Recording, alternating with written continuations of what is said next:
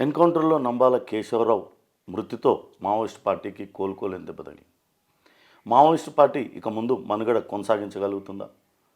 Maoist party ఎలా sustain కాబోతుంది? తదితర వివరాలు అందించేందుకు మనతో ఉమ్మడి ఆంధ్రప్రదేశ్ రాష్ట్రానికి సుదీర్ఘకాలం డీజీపీగా పనిచేసి మావోయిస్ట్ లేయర్వేత్లో కీలకంగా వ్యవహరించిన మాజీ డీజీపీ దొరగారు ఉన్నారు. ఆయన అడిగి మరిన్ని వివరాలు తెలుసుకుందాం. సార్ నమస్కారం. సార్, నిన్న మనం ఎన్కౌంటర్ చూసాం. నంబాల కేశవరావు అలియాస్ బసవరాజ్ ఎన్కౌంటర్లో చనిపోయారు. దీంతో మావోయిస్ట్ పార్టీ కథ ముగిసిపోయినట్టుగానే భావించాల్సి ఉంటుందా? చాలా వరకు అండి. నిన్న ఎన్కౌంటర్ చాలా గొప్ప ఎన్కౌంటర్ అది. ఎందుకంటే 27 మంది నక్సలైట్స్, ఇంకా అనేక మంది ముఖ్య నేతలు. నంబాల కేశవరావు నెంబర్ 1 లీడర్, ఆయన పార్టీ సెక్రటరీ, ఆయనతో పాటు చనిపోయారు. అంటే గత 6-8 నెలలు చూస్తుంటే ఛత్తీస్గఢ్లో చాలా ఎన్కౌంటర్స్ జరిగినాయి. అన్నిట్లో కూడా పోలీస్ వారి పైచేయి ఉంది.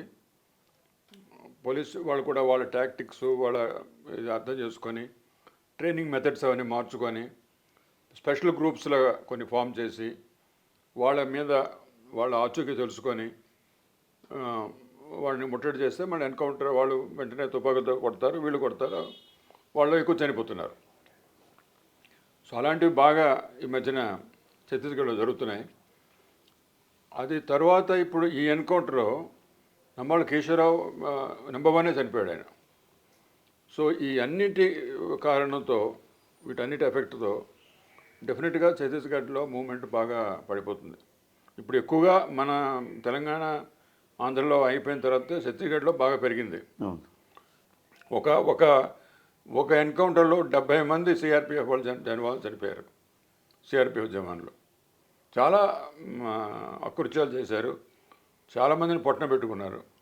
చాలా సివిలియన్స్, లీడర్స్, కాంగ్రెస్ లీడర్ ఒక ఆయన ఉండేవాడు, చాలా పెద్ద లీడర్, అక్కడక్కడ మన ఛత్తీస్గఢ్ చెప్తున్నా, మహేంద్ర కర్మ మీద, అజిత్ జోగి మీద, వాళ్ళందరినీ చంపేశారు. చాలా ఘోరమైన అకృత్యాలు చేశారు.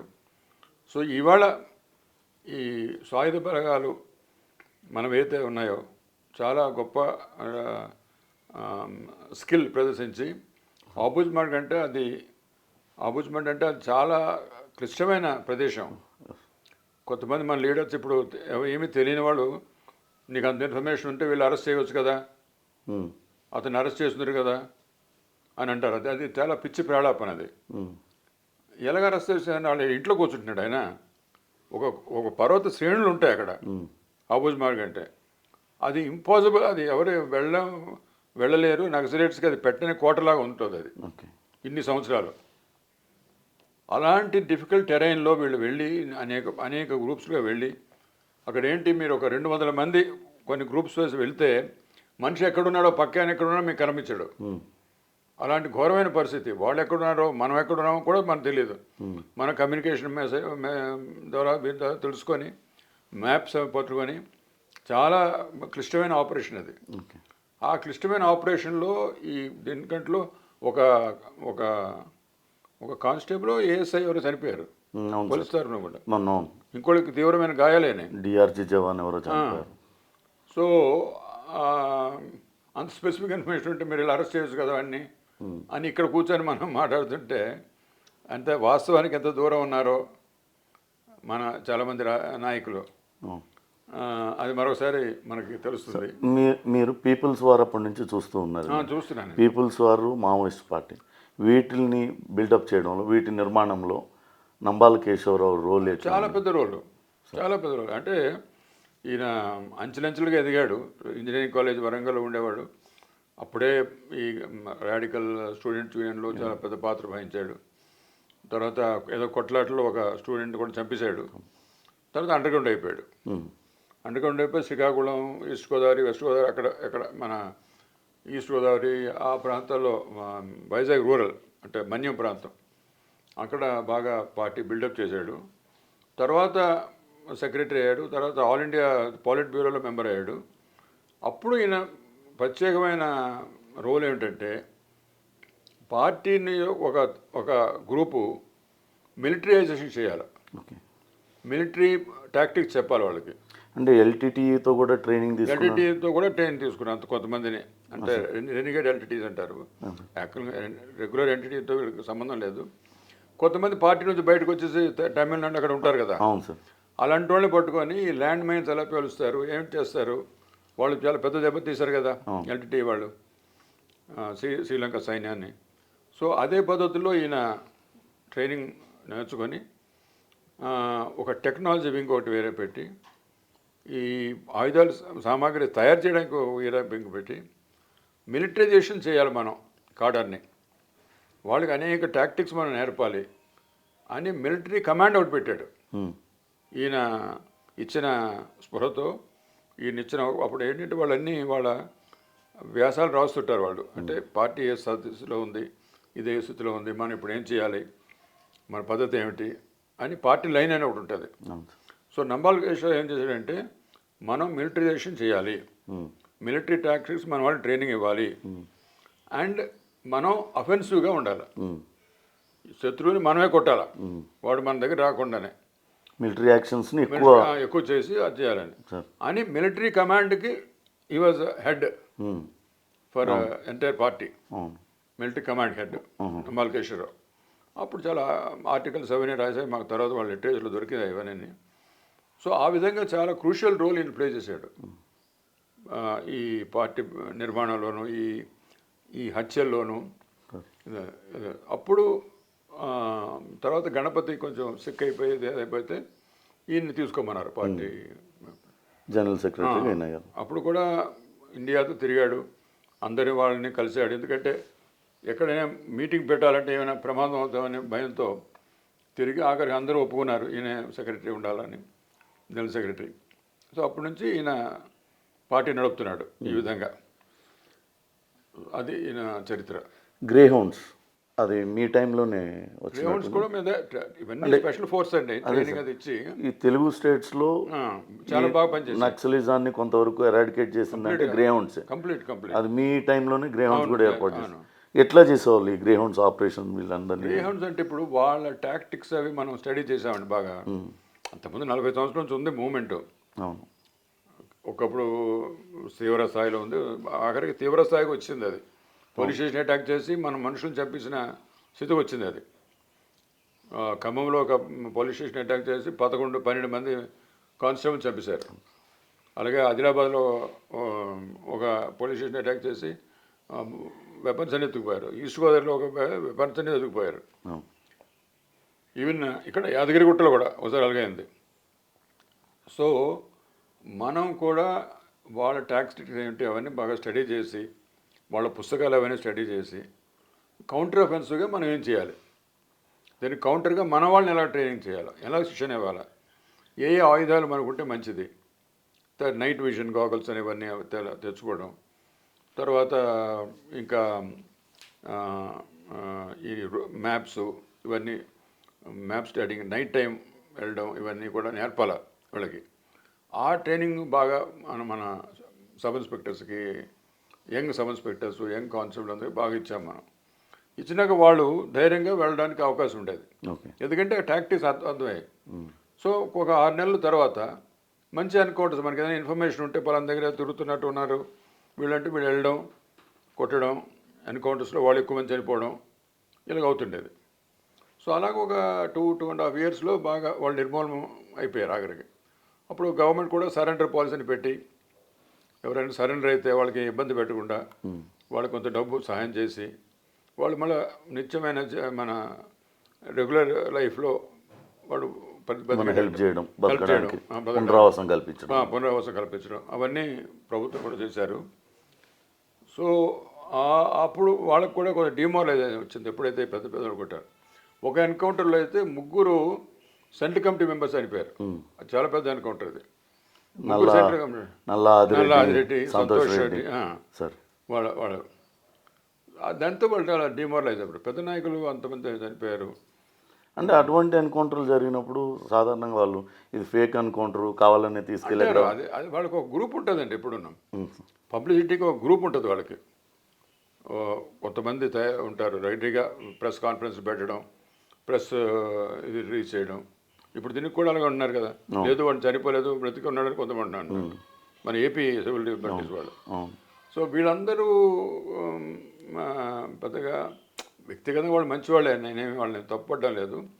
కానీ ఇలాంటి చర్యల వల్ల వాళ్ళ క్రెడిబిలిటీ పెద్దగా లేదు. ఎందుకు వాళ్ళు ఇంత హింస పెట్టినప్పుడు నువ్వేమనలేదు, ఈ హింస వద్దురా ఇవ్వదని. వాళ్ళని అణిచివేయడానికి మనం ఏ గవర్నమెంట్ అయినా ఊరుకోలేదు కదండి. ప్రజలతో ఎన్నుకున్న మన ప్రభుత్వం ఇది. నువ్వు సరిగా లేకపోతే ప్రజలు తీసేస్తారు మనని 5 years తర్వాత. సో అలాంటి ప్రభుత్వాన్ని నువ్వు ఎదిరించి విప్లవ మార్గంలో నేను ఒక విప్లవం తెచ్చి సామాన్య మానవులకు హక్కులు కల్పిస్తానని, సామాజిక న్యాయం కల్పిస్తానని ఇన్ని మాటలు మాట్లాడుతుంటే ఇవాళ తరంకి అది పెద్ద రెలవెంట్ కాదు. మన సివిల్ ఎగ్జామ్స్ అయినాయి మన తెలంగాణలో. టాపర్స్ ఎవరండి? డైలీ లేబర్ చేసుకున్న ఒక ఆయన కొడుకు, ఒక మెడికల్ రిప్రజెంటేటివ్ కూతురు, ట్రైబల్ కమ్యూనిటీ నుంచి కూడా చాలా మంది. ఎంతమంది వాళ్ళు ఫస్ట్ జనరేషన్ లిటరేచర్, వాళ్ళకి వాళ్ళ తల్లిదండ్రులు లిటరేచర్ కూడా కాదు వాళ్ళు. మరి వీళ్ళందరికీ అవకాశాలు ఇవ్వబట్టి బ్యాక్వర్డ్ క్లాస్ అనో ఇదనో అదనో అవకాశాలు ఇవ్వబట్టి వాళ్ళు ట్యూషన్ చెప్పించి ప్రభుత్వం, మరి ఇంతకంటే సామాజిక న్యాయం ఏం చేస్తావు నువ్వు? దానికి టైం ఇవ్వాలి. అందరూ వాళ్ళు బయటకు వస్తున్నారు, బాగా వస్తున్నారు. టెక్నాలజీలో పెద్ద విప్లవం వచ్చింది మన దేశంలో. ఎంతోమంది టెక్నాలజీలో బాగా అమెరికా వెళుతున్నారు, ఇక్కడ కూడా పెద్ద పెద్ద కంపెనీస్ అని వచ్చాయి. సో ఇప్పుడున్న వాతావరణంలో నేను తుపాకీతో రాజ్యాధికారం చేస్తాను, నేనేదో న్యాయం చేస్తాను, మీకు అన్యాయం జరుగుతుంది అంటే 50 సంవత్సరాల క్రితం రైట్ నిజాం హౌస్, నిజాం ఏరియాలో ఇట్లాంటూ కొంత ఉండొచ్చు అది. కానీ ఇప్పుడు అది ఎవరు నమ్మడానికి వీలు లేదు. అయితే వెపన్ అనేది ఒక పెద్ద పవర్ కదా. సో వెపన్ పట్టుకుంటే వాడికి పవర్ ఉంటుంది. సో ఆ విధంగా ఇప్పుడు ఈ మిలిటరైజేషన్ తర్వాత వీళ్ళకి ఏమైందంటే నక్సలైట్స్కి, ముఖ్యంగా పీపుల్స్ వార్ గ్రూప్, అంటే పీపుల్స్ వార్ గ్రూప్ను బీహార్లో ఎంసీసీ అని ఒకటి ఉండేది, మావోయిస్ట్ కమ్యూనిటీ సెంటర్. ఈ రెండు కలిసిపోయినాయి. కలిసి అప్పటి నుంచి పీపుల్స్ వార్ అని పెట్టడం మొదలెట్టారు. సో వీళ్ళు ఈ మిలిటరైజేషన్ వల్ల జనం బాహుళ్యానికి, జనం మధ్యలో లేకుండా కొంచెం ఐసోలేట్ అయిపోయారు. బికాజ్ వాళ్ళు తిరగడం కూడా రెస్ట్రిక్షన్ వస్తాయి వెపన్స్తో. అలాంటప్పుడు జనం కూడా వాళ్ళు విలేజ్ రాగానే భయంతో ఏం చేస్తారో, సడన్గా ఎవరో తలుపు వీళ్ళు కొడతారు ఒకడిని అర్ధరాత్రిప్పుడు, వాడిని అలా అడవిలో తీసుకెళ్ళిపోతారు. ఎందుకు ఏమిటి చెప్పరు. అక్కడ తుపాకులు పేలిన శబ్దం వస్తుంది. ఈ విలేజ్లో అందరూ గోల పెట్టి అక్కడికి వెళ్తే ఆ శవం ఉంటుంది అక్కడ. సో ఇలాగ భయభ్రాంతులు చేసేసి మీరు కొంతమంది మంచి వాళ్ళని కూడా హింస పెట్టి, కరీంనగర్లో మీకు తెలుసు అప్పుడు ఎంత మంచి ఎమ్మెల్యే అండి ఆయన, మన శ్రీపాదరావు గారు అండి. శ్రీపాదరావు గారు, పురుషోత్తమరావు, అంత ముందర ఇంకా వెంకట్రావు, హుజరాబాద్ ఎమ్మెల్యే, గ్రీన్ ఇది వేసుకుంటాడు. అంటే వాళ్ళకి రైతు మూమెంట్ ఒకటి ఉండేది వాళ్ళకి. హుజరాబాద్ ఎమ్మెల్యే కొంచెం పెద్ద ఆయన, చాలా నిష్ఠ నియమంతో ఉంటాడు ఆయన. అంటే చాలా వెంకట్రావు అనుకుంటున్నాను ఆయన, తెలుగుదేశం కూడా గెలిచాడు ఆయన. అలాంటి వాడిని చంపేశారండి. ఏమి కారణం లేదు పాపం. Such a popular man. నువ్వు భయభ్రాంతులు చేస్తున్నావు తప్ప జనం నీతో తిరగడం లేదు. జనం నేను సపోర్ట్ చేయడం కోసం సాఫ్ట్ టార్గెట్ చేస్తున్నాను. సో ఐసోలేట్ అయిపోతున్నారు జనం నుంచి, మీరు దూరం అయిపోతున్నారు. సో నీ తుపాకీ తెడిసే వాడు చేస్తున్నాడు తప్ప నీ మీద ప్రేమతో కాదు. సో అలా కొన్నాళ్ళకి ఇది ఏమైపోయింది, ఇది కూడా బాగా దూరం అయిపోయింది. సో ఛత్తీస్గఢ్ కూడా బాగా ఇప్పుడు పట్టు సాధించారు, మంచి ఎన్కౌంటర్స్ వాళ్ళు చేశారు.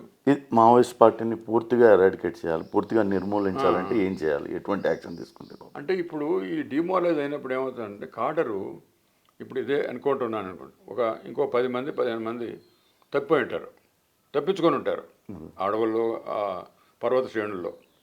వాళ్ళకి ఏముంటుంది, నెక్స్ట్ టైం నా వంతు వస్తుందేమో, ఎందుకు ఈ గొడవ ఇన్నాళ్ళు చేసాం, ఏమొచ్చింది మనకి, బయటకు వచ్చేలా ఉంటుంది. అప్పుడే మనం సరెండర్ పాలసీ పెట్టాం ఇక్కడ గవర్నమెంట్ ద్వారా.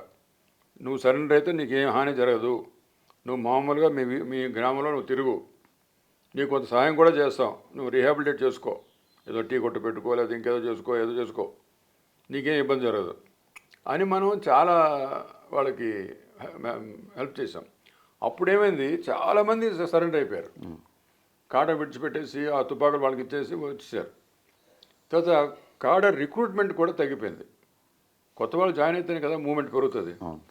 ఆ కాడ రిక్రూట్మెంట్ కూడా అంటే ఈ డిమారలైజేషన్ వచ్చేసి మనకేముంది, వెళ్తే ఏముంటుంది, రాత్రి పగలు మనం సేవ, ఎక్కడెక్కడో నడాలి, ఎక్కడెక్కడో పడుకోవాలా, చాలా కష్టమైన జీవితం కదండి వాళ్ళది.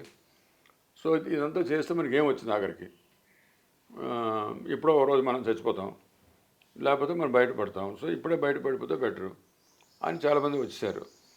రిక్రూట్మెంట్ కూడా తగ్గిపోయింది. వెపన్స్ కూడా అంతకుముందు పోలీస్ స్టేషన్ అటాక్ చేస్తే 10-12 వెపన్లు తీసుకెళ్ళిపోయేవాళ్ళు. ఈ ఎన్కౌంటర్స్లో వెపన్స్ అన్నీ వాళ్ళు మళ్ళీ మా వెపన్స్ మా పాత అన్నీ దొరికాయి ఎక్కువ. అది కాకుండా వాళ్ళు ఎక్కడెక్కడో సోర్సెస్ నుంచి తెస్తుంటారు కదా, ఆ వెపన్స్ అన్నీ దొరికాయి. సో మనిషిని రీప్లేస్ చేయలేడు ఆయన, వెపన్ని కూడా రీప్లేస్ చేయలేడు, అంత ఈజీగా చేయలేడు. ఎంతో ఎఫర్ట్ చేస్తే చేస్తారనుకోండి ఆయన. సో దానివల్ల మనం చూడండి, ఇప్పుడు తెలంగాణ ఇప్పుడు గత 20 years నుంచి చాలా పీస్ఫుల్గా ఉంది. ఈ ఎన్కౌంటర్స్ లేవు, ఏమీ లేవు. గవర్నమెంట్ మంచి ప్రోగ్రామ్స్ పెట్టుకున్నారు. అంటే డెవలప్మెంట్కి చాలా ప్రాధాన్యత ఇస్తున్నారు. ప్రతి విషయంలో కూడా కామన్ మ్యాన్కి ఏదో జరిగినట్టు, లాభం జరిగినట్టు చేస్తున్నారు. మరి ఇలాంటి వాతావరణంలో, ఇలాంటి పొలిటికల్ సినారియోలో నువ్వేం చేస్తావు? నీతో జనం ఉండాలా?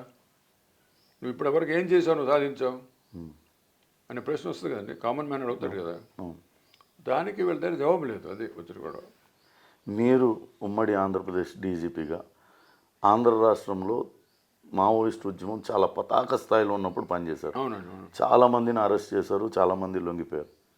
ఇప్పుడు మీకు గణపతి కానీ నంబాల కేశవరావు వీళ్ళు తారసపడలేదా? ఇప్పుడు వాళ్ళ అరెస్ట్ వరకు అటువంటిది ఏమైనా ఉంది? వీళ్ళకి జరగలేదు. మా ఎన్కౌంటర్ ఇక్కడ రాలేదు, ఇన్ఫర్మేషన్ కూడా లేదు. నంబాల కేశవ మీద ఒకసారి ఇన్ఫర్మేషన్ వచ్చింది, విశాఖపట్నంలో ఉన్నట్టు. ఏదో విశాఖపట్నం ఒక పర్టికులర్ ప్లేస్కి వస్తాడని మా టీం కూడా వెళ్ళింది. అప్పుడు ఆయన ఇది మన డిసెంబర్లో అయ్యప్ప స్వామి డ్రెస్లు వేస్తారు కదా, ఎక్కువ అయ్యప్ప దగ్గరికి వెళ్ళేవాళ్ళు. అలాంటి డ్రెస్సులో అందరూ ఉంటారు. సో అలాంటి డ్రెస్లో వచ్చాడు అనుకునే టైంకే. మా వాళ్ళు చూశారు, గుర్తుపెట్టి పట్టుకున్నారు కూడా. కానీ వాడు విధించుకొని వెళ్ళిపోయాడు వీడు. అంటే వీళ్ళు అంత చాకచక్యంగా, అప్పుడు నేను ఇంటెలిజెన్స్లో ఉన్నాను, డీజీ కాదు. మాకు మంచి టీమ్స్ అప్పుడు ఇంకా రాలేదు అంతగా తర్వాత వచ్చినట్టు. అయినా వాళ్ళు మంచివాళ్ళే, మంచి ఆఫీసర్సే, బాగా ట్రై చేశారు. కానీ వాడు చాలా బలవంతుడు, అప్పుడు ఇంకా చిన్న వయసు. సో వీళ్ళు ఒక్కసారి విధించుకొని ఏదో ఒక మూల ఎటో పారి వెళ్ళిపోయాడు అంతే. ఇంకో మళ్ళా ఆయన ఎక్కడ తారసపడలేదు. ఇప్పుడు మావోయిస్ట్ పార్టీ కొత్తగా మళ్ళోసారి శాంతి చర్చలు జరపాలి, మేము సీజ్ ఫైర్ ప్రకటిస్తున్నాం, శాంతి చర్చలు జరిపి మాతోని చర్చలు జరపాలనేది ఒక డిమాండ్ తీసుకొస్తున్నారు. మీరు ఎట్లా చెప్తారు? అంటే శాంతి చర్చలు జరపడం వల్ల ఏమన్నా ఉపయోగం ఉంటుంది? ఎవరితో శాంతి జరుపుతారు? గవర్నమెంట్ జరపాలా? ఏమండి, గవర్నమెంట్ ఎవరితో జరుపుతారు? ఎవరు వాళ్ళ నాయకులు? ఎవరు బాధ్యత తీసుకుంటారు? ఇవన్నీ ఏంటంటే ఇంత ముందు కూడా ఇలా చేసేవాళ్ళు. కొంతమంది రాజకీయ నాయకులు, పోలీస్ ఆఫీసర్స్ కూడా అవగాహన లేనివాళ్ళు దాన్ని ఎంకరేజ్ చేసేవాళ్ళు. ఆ ఎంకరేజ్ చేసినప్పుడు పెద్ద ఉపయోగం రాలేదు. కానీ వాళ్ళు బాగా బలపడిపోయారు. అంటే గవర్నమెంట్తో నువ్వు టాక్స్ చేస్తున్నావు అంటే నీ స్థాయి ఎంత. సో జనంలో అమ్మ వీళ్ళంత గొప్పవాళ్ళు కానీ ఒక ఫీలింగ్ వస్తుంది ముందు. అది వాళ్ళు బాగా సొమ్ము చేసుకున్నారు కూడా. అప్పుడు విపరీతమైన కలెక్షన్స్, ఒక్క తాలూకాలో 1 కోటి రూపాయలుగా కలెక్ట్ చేశాడు ఆ రోజుల్లో. అది అంటే ఈ ఢిల్లీ డాలింగ్ అని ఉంటుంది. గవర్నమెంట్ మారగానే కొత్త గవర్నమెంట్, మేమేదో సామాజిక న్యాయం, మేమేదో చేస్తాం. ఇది అవగాహన లేని మాటలు ఇవన్నీ. సామాన్యం మేము చేస్తున్నారు, ప్రతి గవర్నమెంట్ చేస్తున్నారు. ఇప్పుడు ఇందిరాగాంధీ టైం నుంచి ఇప్పుడు అన్నీ జరుగుతున్నాయి, అలాగే జరుగుతున్నాయి. ఇవి అవగాహన లేని మాటలు మాట్లాడడంతో ప్రజలకి సందిగ్ధం వస్తుంది, ఫోర్సెస్ కూడా సందిగ్ధం వస్తుంది. ఏమిటి మళ్ళీ వాళ్ళు మన నాయకులు ఎలా మాట్లాడుతున్నారు, మనం ఇటు వెళ్ళాలా, వెళ్ళొచ్చా ముందుకి అనేది ఒకటి వస్తుంది. మన క్లారిటీ ఉండదు అప్పుడు. ఇప్పుడు ఒక గొప్ప ఏంటంటే ఇప్పుడు ఛత్తీస్గఢ్లో కూడా బీజేపీ గవర్నమెంట్ వచ్చింది, సెంట్రల్లో కూడా బీజేపీ గవర్నమెంట్ ఉంది. వాళ్ళు మంచి క్లారిటీ, మీరు అన్నట్టు ఇదిగో 26 కల్లా ఈ మూమెంట్ ఉండదు, మూమెంట్ వల్ల ఏం పెద్ద ప్రయోజనం లేదు అని ఒక స్థితికి వచ్చారు. అప్పుడు మేము ఉన్నప్పుడు కూడా చంద్రబాబు నాయుడు కూడా ఉండేవాడు. వాళ్ళు కూడా తెలంగాణ వాళ్ళు చాలా భయపడేవాడు ఆ రోజుల్లో, లీడర్స్ కూడా. ఎందుకంటే వచ్చులుగా వాడి రాజ్యం నడిచేది కొన్ని జిల్లాల్లో. ఆయన వాళ్ళకి అందరికీ పెద్దలకి కూడా ఇచ్చి ఎవరైనా ఇల్లు కూల్చేస్తే లేకపోతే ఇల్లు పేల్చేస్తే ఆ డబ్బు ఇచ్చి వాళ్ళకి మళ్ళీ ఇల్లు కట్టడం, ఎవరైనా చంపేస్తే వాళ్ళకి పెద్ద అమౌంట్స్ ఇచ్చి వాళ్ళ కుటుంబాన్ని ఆదుకోవడం, ఇలాంటివన్నీ చేశారు. చేసి మెల్లమెల్లగా జనంలో ఒక ధైర్యం వచ్చినట్టు చేశారు. సో అలా క్లారిటీ గవర్నమెంట్కి ఉంటండి, ఫీల్డ్లో ఆఫీసర్స్ బాగా పనిచేస్తారు. ఇప్పుడు ఆ క్లారిటీ ఉంది, గవర్నమెంట్ ఆఫ్ ఇండియాకి ఉంది. మరి ఛత్తీస్గఢ్ గవర్నమెంట్ కూడా అదే. బికాస్ అంటే ఈ టాప్ లీడర్స్ అందరినీ చంపేయడం వల్ల, టాప్ లీడర్స్ అందరినీ ఎన్కౌంటర్లో తీసేయడం, అందరంటే ఇన్ ద సెన్స్ ఇట్లాంటి టాప్ క్యాడర్ని చంపేయడంతో మావోయిస్ట్ మూవ్మెంట్ ఆగిపోతుందనే చాలా మట్టు దెబ్బతింటది. ఓకే. అంటే మనిషిలో ఒక నిస్పృహ వచ్చేస్తుంది, ఉద్యమమే ఆగిపోతుంది అంటారా? అంటే ఏదో ఒకటి అరా ఉండొచ్చు కానీ ఇక ఉద్యమ రూపంలో ఉండదు. ఎవడో ఒకడు వాడికి నమ్మకం, సొసైటీలో అనేక రకాలు ఉంటారు కదా, ఎవడో ఒకడు ఏదో ఒక స్టేట్మెంట్ ఇవ్వచ్చు, ఒక అండర్ గ్రౌండ్ అని అనవచ్చు. ఇప్పుడు ఎవడో ఒక స్టేట్మెంట్ ఇస్తుంటాడు, ఆంధ్ర సైడ్లో ఎక్కడో సమ్ నేమ్ ఇస్తుంటాడు, అలాగే తెలంగాణ కూడా ఎవడో ఒకటి ఇస్తుంటాడు అప్పుడప్పుడు. అంటే ఏవో రెమినెంట్స్ ఉంటాయి కానండి, ఈ మూమెంట్ ఉధృతం ఉండదు. ఇప్పుడున్న ఉధృతం ఉండదు ఛత్తీస్గఢ్లో ఉండేటట్టు. అండ్ వాళ్ళ మాట పెద్ద పట్టించుకోరేవారు. సో అలాగా స్లోగా గ్రాడ్యువల్గా ఆ మూమెంట్ అంతమైపోతుంది అంతే. ఆపరేషన్ కగార్ కొనసాగాలంటారా? ఉండాలి మరి, అది కొనసాగాలంటే అది రెస్పాన్స్ అండి. అది ఇప్పుడు ఆపరేషన్ సింధూర్ ఎందుకు చేశారు? ఎవరో కొంతమంది టెర్రరిస్ట్ వచ్చి ఆ అమాయకమైన ప్రజలను చంపడం వల్ల కదా. మన దేశ ప్రజలను చంపడం వల్ల, భార్యల ముందు భర్తల్ని చంపడం, పిల్లల ముందు భర్తలను చంపడం. So naturally government can't keep quiet. Government ఊరుకోదు. మనం ఉన్నదే ఆ పనికి కదా. మరి శాంతి భద్రతలు పరిష్కరించాలి, తర్వాత పీస్ ఉండాలి సొసైటీలో ఎప్పుడైనా డెవలప్మెంట్కి. సో సింధూర్ మరి చేసేవాడిని మనం గవర్నమెంట్కి ఏమంటాం. అలాగే మనకి ప్రాబ్లం ఉన్నప్పుడు ఇది రెస్పాన్స్. అదే క్లారిటీ అని నేను ఎందుకంటున్నానంటే, ఇక్కడ వేరు వేరు తావులు టాక్స్ పెట్టకూడదా? ఇప్పుడు ఒక నాయకుడు అన్నాడు, కమ్యూనిస్ట్ నాయకుడు, మీకు అంతే స్పెసిఫిక్ ఇన్ఫర్మేషన్ ఉంటే వెళ్ళి మీరు పట్టుకోవచ్చు కదండి, అన్ని అరెస్ట్ చేయవచ్చు కదండి. స్పెసిఫిక్ ఉంటే ఆ ప్రాంతంలో ఉన్నాడు, ఎన్ని స్క్వేర్ కిలోమీటర్స్ అనుకుంటున్నారు ఆపోజిట్, అది ఇంపాసిబుల్ టు గో దేర్. రఫ్గా ఉంటుంది. ఇక్కడ కొంతమంది కనబడ్డారు, ఏదో ఇన్ఫర్మేషన్ వచ్చి ఉంటుంది వీళ్ళకి. సో వీళ్ళు వెళ్ళి అది కోమ్ చేయాలా? చాలా కష్టమైన పని అండి అది. అంత ఎత్తుల్లో డిఫరెంట్ ఏరియాస్లో ఇట్స్ ఎక్స్ట్రీమ్లీ డిఫికల్ట్ జాబ్.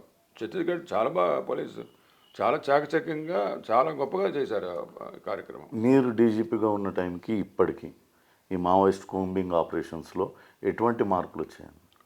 అంటే మావోయిస్ట్ పార్టీ టాక్టిక్స్లో కూడా టాక్టిక్స్ మోరల్లెస్ అవే టాక్టిక్స్ ఉన్నాయి వాళ్ళకి, అంతకంటే మరి ఎక్కువ చేయలేరు వాళ్ళు, మిలిటరీ టాక్టిక్స్ అవి. ఓకే.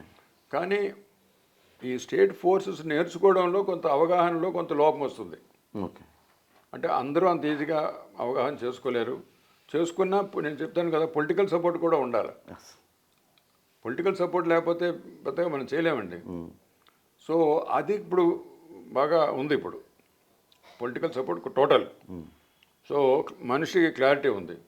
అప్పుడు వీళ్ళు కౌంటర్ అఫెన్సివ్లో ఏం చేయాలనేది కొన్ని పాఠాలు నేర్చుకొని కొన్ని స్పెషల్ టీమ్స్ ట్రైన్ చేశారు.